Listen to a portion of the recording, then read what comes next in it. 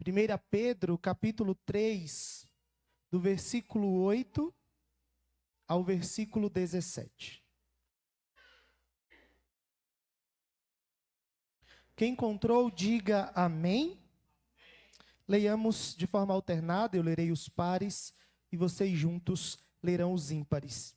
Diz assim: finalmente, sede todos de igual ânimo, compadecidos, fraternalmente amigos, misericordiosos, humildes.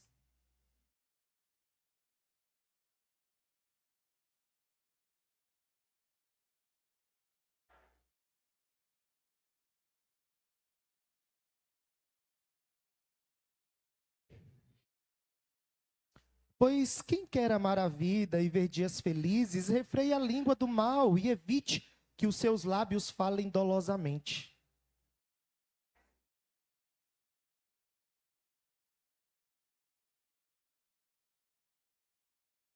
Porque os olhos do Senhor repousam sobre os justos, e os seus ouvidos estão abertos às suas súplicas, mas o rosto do Senhor está contra aqueles que praticam males. Os irmãos?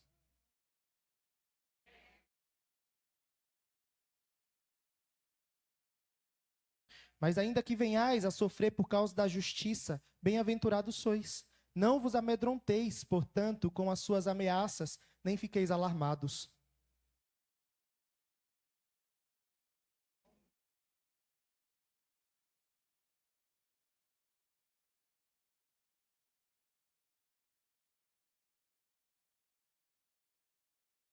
Fazendo-o, todavia, com mansidão e temor, com boa consciência, de modo que naquilo em que falam contra vós outros, fiquem envergonhados os que difamam o vosso bom procedimento em Cristo.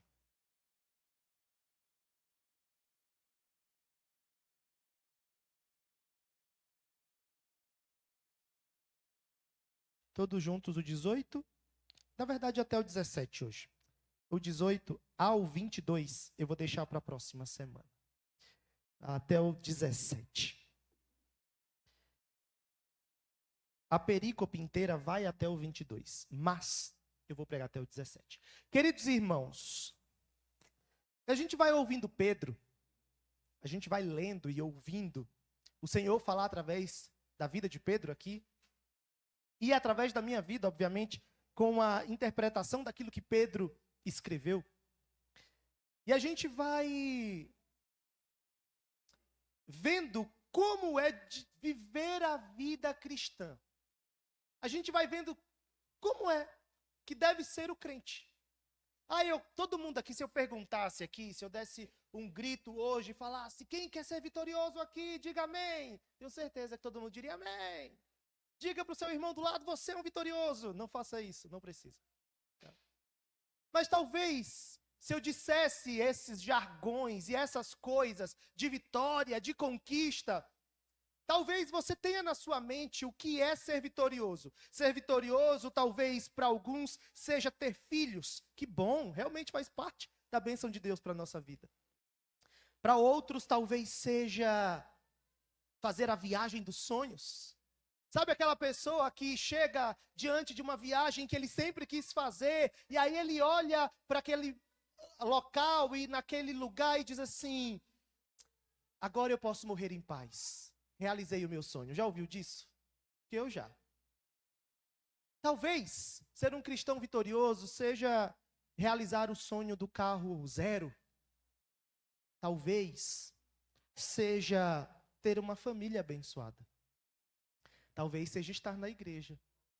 Talvez para algumas pessoas seja ter dinheiro na conta. E eu misturei de propósito coisas que são de fato sinônimo de vitória nesta vida como servos e de coisas que são banais, porque, por exemplo, eu posso não ter o carro zero e me sentir o mais vitorioso deste mundo porque eu tenho Jesus e a gente sabe disso. Então Pedro, ele vai escrevendo para nós sobre o que é de fato ser um cristão. Você vai lendo a carta de 1 Pedro, 2 Pedro e você entende o que é ser um cristão vitorioso. O que é ser um cristão que apesar de viver no mundo que vivemos, nos sentimos agraciados, cuidados, abençoados, vitoriosos. Mas aí ele fala de 3 áreas aqui. Ele fala de como nós devemos enxergar cada área da nossa vida. E se você olhar o anterior, a parte que eu pulei, porque eu preguei o capítulo 2, semana passada, até o versículo 8, se não me engano. Aí, depois do capítulo, dessa parte, você tem sobre autoridade, que eu estava tendencioso a pregar até ontem. E depois de falar sobre o princípio da autoridade, de como o cristão deve ver a autoridade que está diante dele, aqueles que são colocados como autoridade, uma hora eu prego isso para vocês, até porque eu quero que vocês me respeitem como autoridade também, e a gente precisa olhar isso na Bíblia.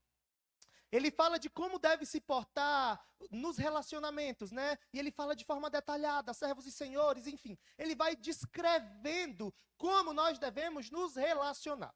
Aí, a gente chega no versículo 8 do capítulo 3, que é quando ele, depois de falar sobre o nosso relacionamento mais especificamente, governantes e governados, patrões e empregados, maridos e esposas, agora ele fala o assunto de forma mais geral. Ele continua falando sobre os nossos relacionamentos, só que de forma mais geral, mais ampla. Aí ele fala dos nossos relacionamentos com os irmãos, verso 8. E no verso 8, ele mostra que a nossa relação com Deus depende sim da nossa relação com o próximo. Eu estou em casa quebrando pau. Não tenho paz na igreja. Não tenho paz no trabalho. Não consigo me relacionar com os irmãos que Deus coloca na minha vida. Então, seu relacionamento com o Senhor também não está bom. Ele vai falar desses assuntos gerais e aqui ele começa a tratar do relacionamento com os irmãos. E ele mostra que a prova do nosso amor a Deus é através do amor que nós dispensamos aos irmãos. Mas muitas vezes somos egoístas. Pensamos em nós mesmos. Queremos ser agradados. Não pensamos no mal que nós podemos fazer aos nossos irmãos. Às vezes com uma resposta mal dada, às vezes com um colocamento mal feito, às vezes com uma atitude sem amor, às vezes com comportamentos que refletem um ímpio e não um justo. Isso às vezes dentro da própria igreja, convivendo uns com os outros. Às vezes chegamos mais estressados na igreja e nos sentimos no direito de destratar, de desfazer, de ser arrogante, grosso. Aí o Pedro está dizendo para nós, olha, não dá para dizer que ama a Deus sendo ou agindo de forma arrogante, errônea com seus irmãos. E aí ele fala da unidade de pensamento. Finalmente, sede de igual ânimo. Ele começa assim, né? E a palavra finalmente aqui parece que ele está acabando o livro ou a carta. Ele fala do finalmente, parece assim, ó, finalmente estou encerrando, tá, pessoal? Ó, vou acabar aqui, finalmente, vamos concluir? Não, não é essa a ideia. A ideia não é finalmente de concluindo.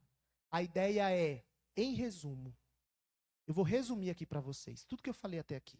Ele falou, e pensa num sermão, que o pastor chega no final e fala em resumo. Não falo, né, em resumo. Mas a gente conclui, a gente relembra aquilo que nós ouvimos. E ele está fazendo isso aqui, ele está dizendo, olha, em resumo, assim como a lei toda se resume ao amor, os nossos relacionamentos humanos, como irmãos, como um todo, cumprem esse amor.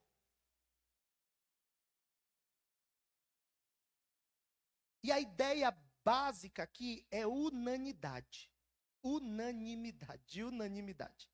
A unidade da igreja não é sinônimo, não é igual à uniformidade.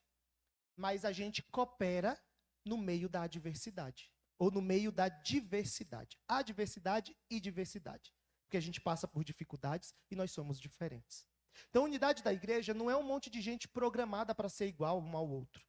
Não é à toa que a igreja é regida por um conselho que tem opiniões diferentes, por homens que estão à frente e têm opiniões diferentes. E quase sempre alguém sai vencido nas votações.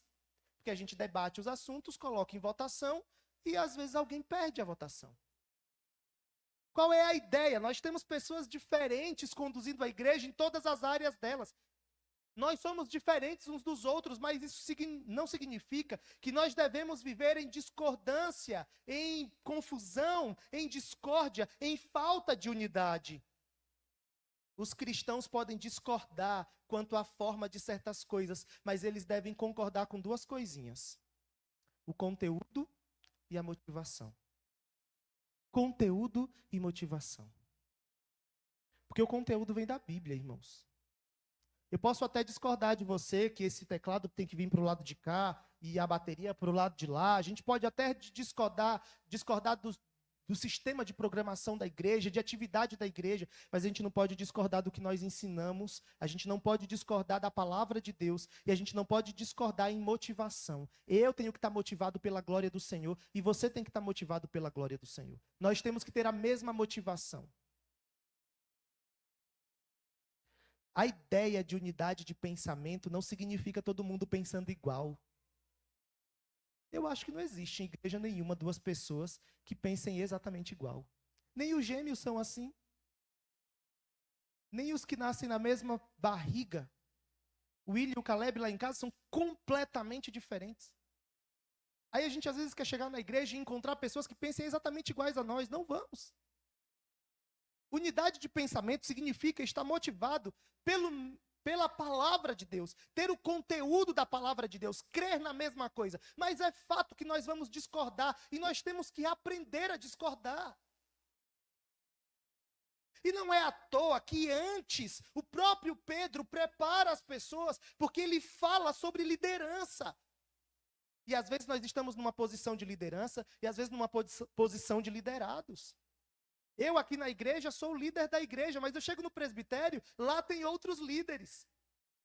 E eu tenho que me submeter muitas vezes a opiniões e coisas diferentes, porque eu estou lá, eu não lidero eles. Óbvio que dentro da palavra de Deus. Mas às vezes a gente vive no mundo imaginário. O mundo em que todo mundo concorda com tudo.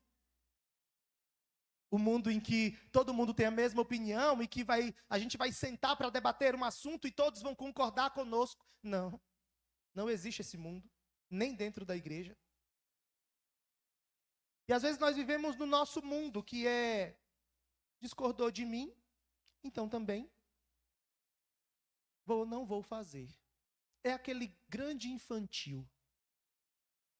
Não amadureceu. E Pedro fala de maturidade aqui. É aquele cristão que não consegue conviver com o divergente, com o diferente. Ele não consegue ser unido diante da diferença. É aquele cristão que diz, não foi do meu jeito, então também não faço. Eu acho que tinha que ser assim, mas então também não faço. Também não quero. Conversava com um irmão que eu tenho um pouco mais de liberdade aqui, obviamente que eu não vou falar o nome. E a gente foi conversando por WhatsApp. E conversa de WhatsApp às vezes dá muito ruim, né? Às vezes está entendendo outra coisa. Você está falando e ele está entendendo outra coisa. Isso foi recente, tem, sei lá, umas 2 semanas. Aí ele mandou para mim assim, também não falo mais nada. Aí eu coloquei embaixo, infantil. Aí ele ficou bravo de lá e eu bravo de cá. Aí depois que passou, porque a gente saiu junto no dia ainda, fomos fazer uma atividade. E ele negou até o fim que ele tinha ficado bravo. Mas eu falei, ficou. Claro que ficou. Eu te chamei de infantil. Ninguém ouve um negócio desse tranquilo. Mas eu entendi que não é um perfil desse irmão, né? Ele respondeu naquele momento de alteração. Mas quando eu fazia esse sermão, eu me lembrei desse momento. Porque às vezes nós agimos assim na igreja. Como líderes ou mesmo liderados, a gente está diante das dificuldades e fala, então também não quero saber. Não estão fazendo como eu quero. Também não vou para aquela programação, vou boicotar. E eu já vi isso na igreja. Eu já vi líder fazendo isso. Não aqui. Glória a Deus, não líder daqui. Quer dizer, Não vou parar para pensar, não. Porque senão eu acho. Mas eu já vi líder fazer o seguinte: não vou porque não está do jeito que eu quero. Então, se não está como eu quero, vou boicotar. Ele só não usa essa palavra. Mas ele está lá com o coração insatisfeito, ele não consegue viver em unidade, porque ele não consegue entender que na igreja há divergências, há diferenças. Mas uma diferença que deve ser baseada em duas coisas iguais, como eu disse: motivação e palavra. Porque se a minha motivação é glorificar a Deus, e a sua motivação é glorificar a Deus, a gente vai conseguir caminhar juntos, mesmo que discordemos de um monte de coisa. Porque a minha motivação e a sua motivação é a mesma. E a minha base e a sua base é a mesma. É a palavra de Deus. Aí ele fala de compaixão. Compaixão é ver a vida com olhos do outro. Olha que interessante, presta atenção. Porque isso aqui, irmãos, isso aqui dá pra gente cavucar um monte. O que é compaixão? É olhar a vida a vida com olhos do outro, sentir as dores do outro. É a ideia de sentir debaixo da sua própria pele. É isso que é compaixão. Entende? Compaixão não é olhar pelos seus olhos, é muito mais do que estar ao lado, é estar dentro. É muito mais do que caminhar ao lado, é realmente vivenciar a dor que aquele irmão, ou o sentimento que aquele irmão tem passado. Mas nós somos egoístas demais para isso, né? Aqui em São Paulo, então, minha casa, minha vida, meus problemas. Nós somos crentes. Nós vivemos em comunhão. Talvez eu não vá sentir a dor de todas as pessoas aqui da mesma maneira, porque é impossível. Mas nós fomos chamados como igreja a nos importarmos uns com os outros. Ter compaixão.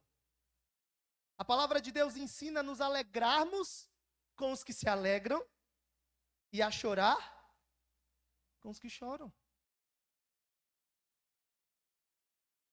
Aí a palavra de Deus diz que de maneira se um membro sofre, todos sofrem com ele. E se um deles é honrado, com ele todos se regozijam. Está lá em 1 Coríntios capítulo 12. Aí a gente entra aqui no que eu já falei semanas anteriores, né? Inveja. Dificuldade de se alegrar. A vida do outro é muito melhor do que a minha, então como que eu vou me alegrar com isso? A minha vida tinha que ser boa. Se um membro sofre, irmãos, todos nós sofremos. Nós temos pessoas enfermas na igreja. Nós temos pessoas que estão doentes. Eu poderia citar nesses últimos dias o Hélio, o presbítero Hélio, poderia citar a nossa irmã Raquel, poderia citar a Silvinha, que é recente também, ela está tendo crises de enxaqueca. Poderia citar alguns irmãos da igreja, a dona Juvan, a dona Jaci. Poderia ir citando. O irmão do Nicolas fez uma cirurgia. E a minha pergunta para vocês é: vocês se compadecem com as dores e as lutas que são apresentadas a vocês, ou vocês terminam um culto, voltam para casa e passam a semana como se ninguém existisse?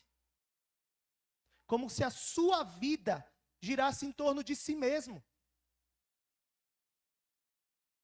Ter compaixão é se colocar no lugar do outro. Ter compaixão é ouvir sobre as dores dos outros e ter misericórdia. Isso é ter compaixão, irmãos. Nós não fomos chamados para voltar para casa e viver a nossa vida como se nada existisse, como se ninguém existisse. E olha, não faça algo esperando em troca. Não é assim.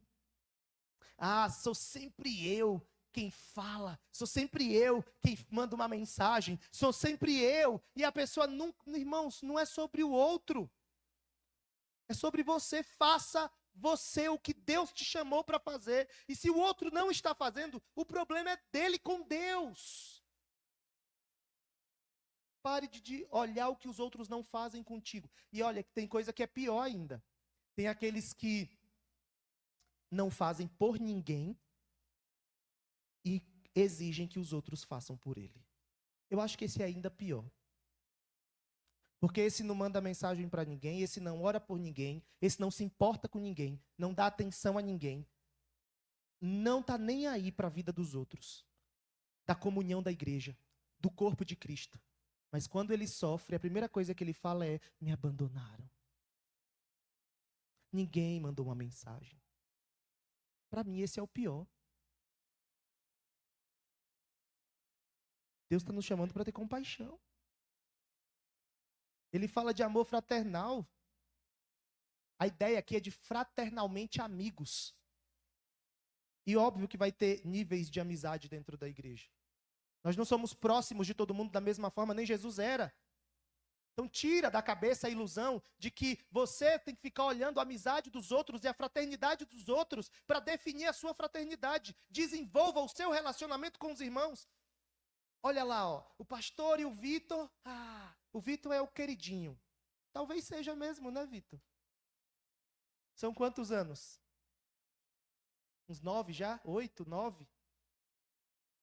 É muita luta junto já.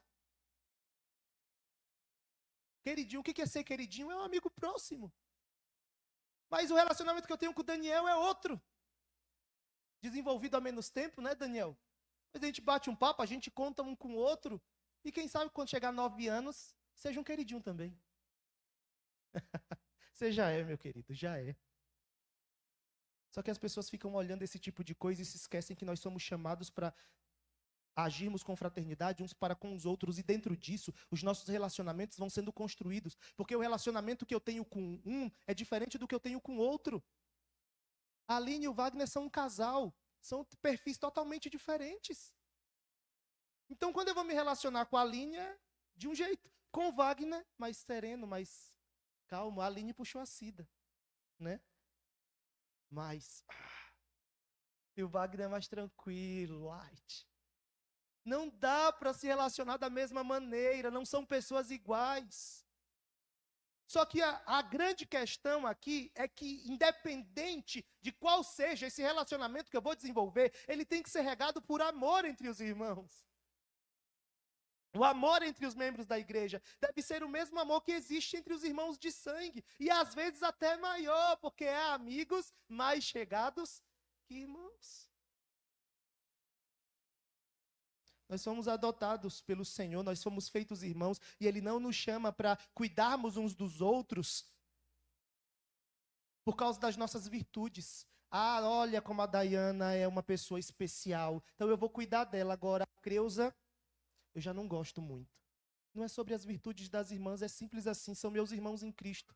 E Deus me colocou aqui e colocou você aqui para que cuidemos uns dos outros. Mas é fato que o nosso relacionamento vai ser sempre diferente de uns para com os outros. Regado em amor, mas diferente. Jesus teve 12 discípulos, dos 12, ele teve 3 mais próximos, e dos 3, ele teve o que ele chamava de discípulo amado. Está na Bíblia, irmãos. Ele conviveu com os 12, ele tinha 3 mais próximos, e dos 3 ele tinha um que ele amava mais. Então, é diferente. Mas eu sou chamado para me relacionar. Eu sou chamado para me envolver com as pessoas. Eu não sou chamado para viver a minha vida independente dos outros, afastado dos outros, cada um vivendo na sua casa. Não, a dor do outro é a minha dor. Você faz um culto de gratidão, eu quero ir. Você celebra uma conquista, eu quero celebrar também. Você está errado, eu vou sentar contigo e a gente vai conversar e vai se corrigir e vai se exortar. Isso é igreja. Aí às vezes a pessoa está dentro da igreja remoendo durante anos problemas que aconteceram 10 anos atrás. E está ali, magoada, chateada, sem conseguir se envolver, se relacionar. Por quê? Você está deixando claramente de fazer algo que Deus te chamou para fazer. Fraternidade. Irmãos, fraternalmente amigos. Qual é a ideia? A amizade que é regida pela irmandade. O que nos torna amigos é o fato de termos sido adotados. Nós somos feitos filhos de Deus. E isso rege o meu relacionamento. Agora, com uns eu vou ser mais próximo do que com outros. Agora, o cuidado a gente vai tentar dar, como líderes, vai se esforçar para fazer o melhor possível por todos. Mas em relacionamento, todos nós aqui sempre teremos os mais chegados. E é bom que seja assim.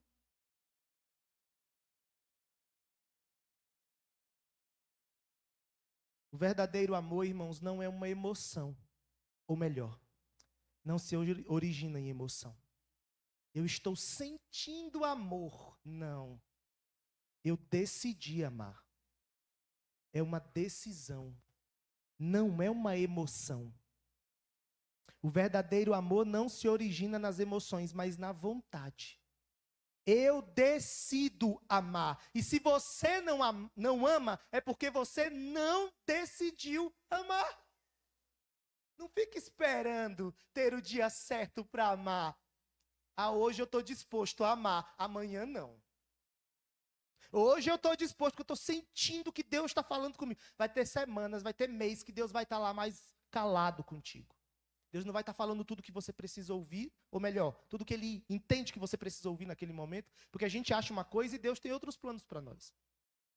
E às vezes Deus não está falando sobre aquilo, mas Ele já nos ensinou que o meu comportamento deve ser regido pela palavra de Deus e não pelos meus sentimentos. Eu estou com vontade de ir para o culto. Que isso? Que isso? Que vontade de ir para o culto? Quem disse que é assim que a gente decide se vai para o culto ou não? Estou com vontade de servir. Você pode estar sem vontade nenhuma. Se você tem uma tarefa que Deus colocou nas suas mãos para fazer, faça. Porque nós não somos regidos por sentimentos. Nós somos regidos por decisão. Eu decidi amar a Deus, porque Ele me salvou. Como fruto do amor dEle.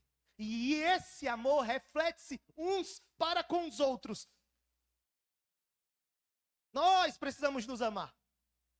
Nós precisamos decidir amar. E não sentir. Porque se eu for movido por sentimento, irmãos, tem dia que eu acordo feliz, animado, disposto. E tem dias que eu estou, sinceramente, com vontade de desligar tudo. Hoje mesmo eu já fui hackeado. Meu e-mail, meu Instagram. Agora o meu e-mail de novo. Já está a senha bugada de novo. Aí, Rosiel, você vai ter trabalho depois do culto. Bugou minha senha de novo aqui. Eu não consegui nem entrar para ver meu sermão. Pela graça de Jesus, eu tinha salvado em outro lugar. Mas no meio do culto aqui, eu recebi uma mensagem. Eu falei, vou ignorar. Não vou pensar nisso. E vou cultuar a Deus. Mas hoje, já Instagram não tenho acesso mais. Está lá. O que eles estão fazendo com o Instagram, eu já não sei. Se você perceber alguma coisa estranha, me avisa. Mas tem dia que a gente acorda de um jeito, tem dia que a gente passa por...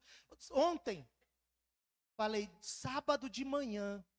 Glória a Deus, não tem nada marcado hoje. É raro, irmãos. Eu tenho um sábado para eu, de manhã, para eu concentrar no escritório, entrar e estudar. Meu Deus, eu pensei, olha, acordei cedo, fui para o escritório, falei, tem um sábado inteiro. Saí do escritório para tomar um cafezinho, tomei meu café, isso já era umas 8 horas, tinha acordado bem mais cedo.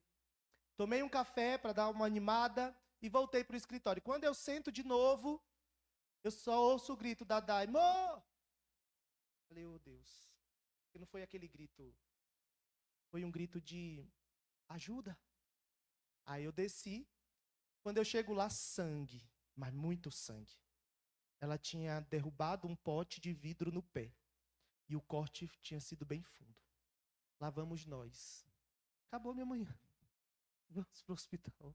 Vamos lá, aí levamos, foi atendida, viu, precisava de ponto, comprou antibiótico, voltei para casa, quase meio-dia. Falei, agora eu vou fazer o quê? 2 horas eu tinha aconselhamento, 3 horas eu tinha aconselhamento, 4 horas eu tinha ensaio, 5 horas, enfim. Aí acabou o dia. Então a gente vive assim. Porque tem dias que a gente consegue fazer e tem dias que não. Então eu não sou movido pelo que eu sinto, eu sou movido pelo que eu creio. E é isso que Pedro está ensinando. Aí ele fala de misericórdia. Sermos misericordiosos. E misericórdia é inclinar o coração diante da miséria do outro. Mesmo quando ele não merece. Aí ele fala de humildade. Humildade é descer do pódio, né? Sai da vaidade. Oh, como é difícil. Começa a discutir, marido e mulher. Parece que ali as vaidades, elas afloram. Descer. Ver o outro como superior a mim. A Bíblia me ensina a ver você como superior a mim. E você me vê como superior a você. Humildade não é ser pequeno, irmãos. Mas é se considerar pequeno. Porque a gente já tem uma tendência muito grande a nos sentir grandes. Sabe uma das áreas que mais tem vaidade na igreja? Ou melhor, nas igrejas. Não estou falando da nossa. Aqui eu, graças a Deus, não percebo. Se eu percebesse, eu ficaria caladinho. Mas uma das áreas que tem muita vaidade na igreja se chama púlpito. Frente. Louvor. Pregar. Isso chama atenção, né? Eu já vi presbítero discutindo, não aqui, mas porque eles não eram chamados para a liturgia. Ou porque fulano de tal era mais chamado do que ele. Eu falava, meu Deus. Vaidade. Tem instrumentistas, irmãos, que você não pode corrigi-los. Você não pode corrigir. Tem gente que canta que se você corrige, eu sei o que eu estou fazendo. Eu sou melhor do que você. Eu tenho vaidade zero, entendeu? Toco pela graça de Jesus, com louvor, tá? Com outras coisas a gente luta com a vaidade. Mas com louvor, irmãos, eu me divirto. Mas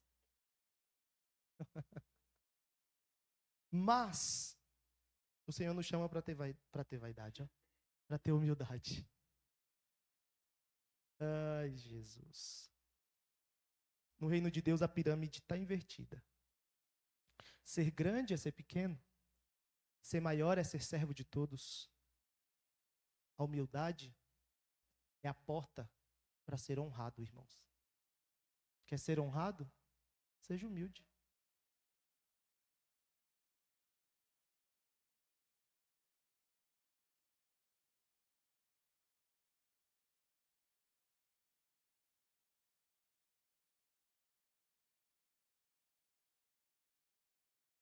Eu estou decidindo aqui para onde eu vou. Por quê? Que mais uma vez não vai dar tempo.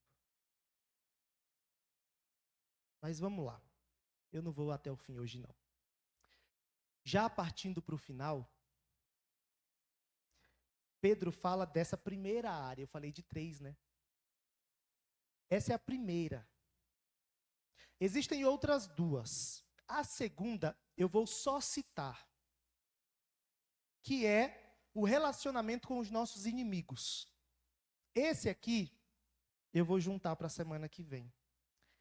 E o último relacionamento... não vou pular não, irmãos. Não vou pular tudo. Presta atenção. Quando ele vai falar dos inimigos, ou do nosso relacionamento com os inimigos, ele fala assim, ó. Antes, santificai a Cristo como Senhor em vosso coração. estando sempre preparados para responder a todo aquele que vos pedir razão da esperança que há em vós.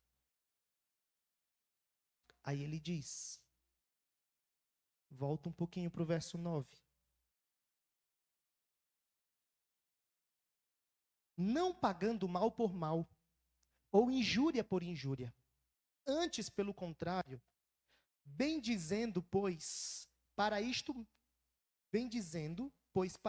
mesmo fostes chamados, a fim de receberdes bênção por herança. Aí ele vai falar dos nossos inimigos, e eu vou destacar 4 conselhos que ele dá. E talvez daqui eu caminhe para o final. Ele fala para a gente refrear a língua. Por isso que eu disse que é importante. Ele está exortando a gente nos nossos relacionamentos, e aqui a ênfase é nos nossos relacionamentos com aqueles com quem nós somos inimigos. Mas é óbvio que isso vale para qualquer tipo de relacionamento. Refreia a sua língua do mal. Uma língua carregada de maldade traz sofrimento. Uma língua maldosa fere como espada, destrói como fogo e mata como veneno. Uma comunhão da igreja pode ser destruída por causa da língua. Quantas são as igrejas que não têm paz? Porque as famílias se sentem num direito de se reunir e falar mal de todo mundo. E você faz esse tipo de pecado em casa. Normalmente é entre os seus. Normalmente é dentro da sua casa que você descarrega toda a sua maldade. Ou estou mentindo? Normalmente é com o marido, é com a esposa, é com um parente próximo, com um amigo mais chegado. Normalmente é dentro da sua casa que você envenena a sua casa contra as pessoas da igreja, contra os seus inimigos, contra aquilo que você não concorda.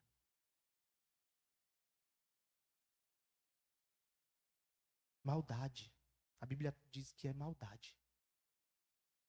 Tem línguas pesadas na igreja, carregadas de maldade.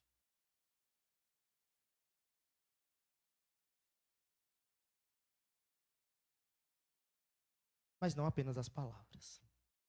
Os atos de um cristão devem evitar até mesmo a aparência do mal, né?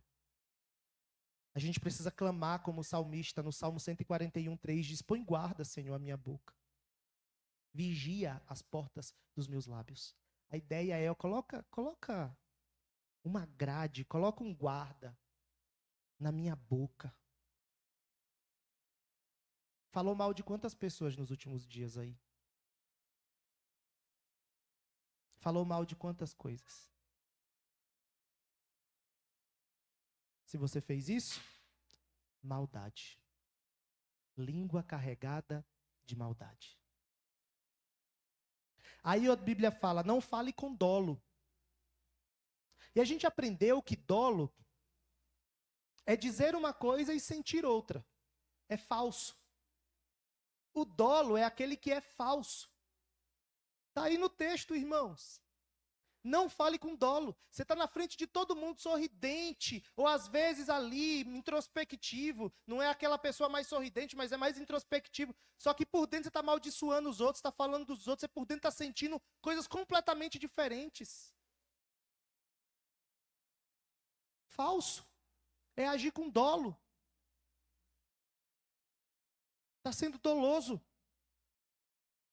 A ideia do engano, e quando ele fala disso, ele está se referindo também a Satanás, que é o pai da mentira. Você está agindo como Satanás, quando você finge ser uma coisa que você não é. Quando você finge, fala uma coisa, age publicamente de um jeito e por trás você é falso. Você está agindo como Satanás.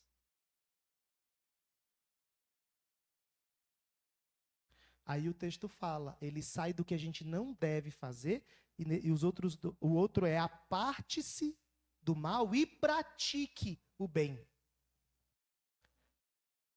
A ideia é que eu preciso viver praticando o bem. Ser alguém que pratica o bem significa ser alguém feliz na Escritura. Então o texto está falando que eu devo refrear minha língua do mal. O texto está falando que eu não devo agir com dolo. E o texto está falando que eu devo apartar-se do mal e praticar o bem. Aí ele termina dizendo: busque a paz. Busque a paz. A paz ela não acontece. Não, irmãos. Paz não acontece. Ela é buscada. Eu busco a paz com a minha esposa. Eu busco a paz com os meus filhos. Eu busco a paz com os irmãos da igreja. Eu busco a paz no meu serviço. Eu busco a paz. Eu tenho que batalhar pela paz. Eu estou esperando Deus chegar com a paz da minha casa. Talvez seja você que precisa mudar muita coisa para que a paz aconteça lá dentro. Até porque a gente precisa se empenhar para alcançá-la. A palavra de Deus exorta inúmeras vezes a vivermos em paz com todos. E eu poderia citar inúmeros textos aqui.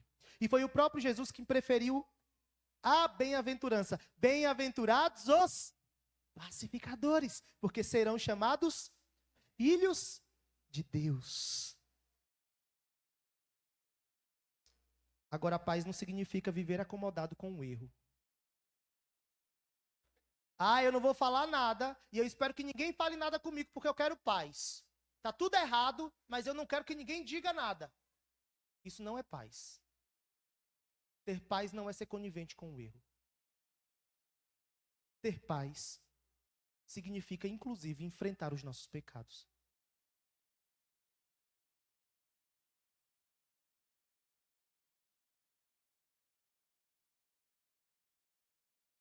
Aí eu quero terminar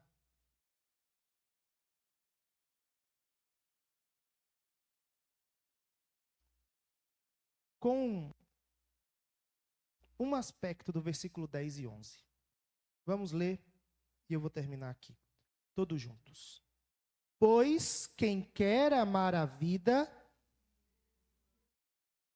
refreie a língua.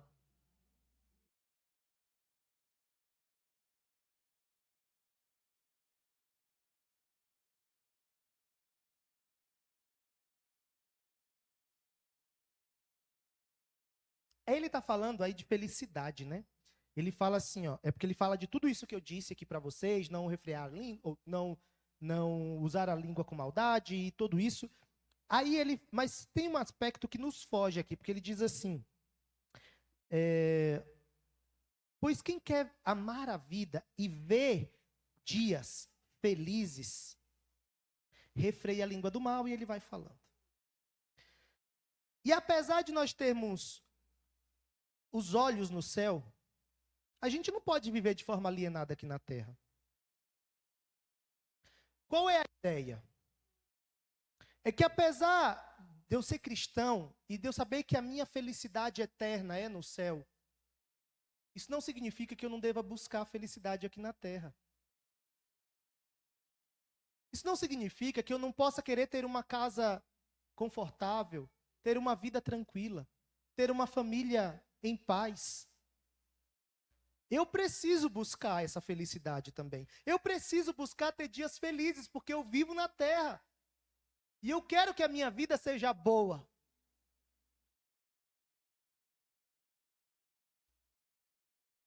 Então, o fato de nós lidarmos com o sofrimento não nos impede de sermos felizes. O nosso problema não é buscar a felicidade, mas é nos contentar com uma felicidade pequena demais, terrena demais. Quando Deus nos salvou, Ele nos salvou para a maior de todas as felicidades, que é a felicidade de amá-lo, de glorificá-lo e de viver ao lado dele. Então busque ser feliz. Mas não a felicidade terrena e só terrena, mas uma felicidade que é baseada nos princípios da Escritura. E a Bíblia me ensina que muitas vezes eu vou precisar perder para ser feliz.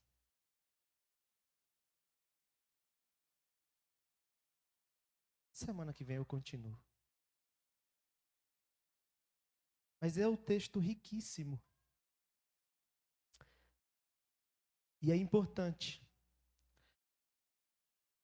que você molde os seus relacionamentos com unidade, mesmo diferentes, compaixão, amor fraternal, misericórdia, humildade.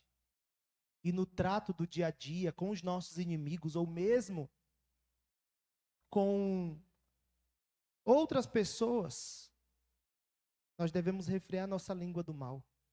Nós não podemos falar com dolo, sermos falsos. Nós não podemos viver no mal e deixar de praticar o bem. E nós devemos buscar a paz, porque a paz é uma busca constante. E no fim de tudo isso, se refletirá numa vida verdadeiramente feliz, aqui e na eternidade. Amém.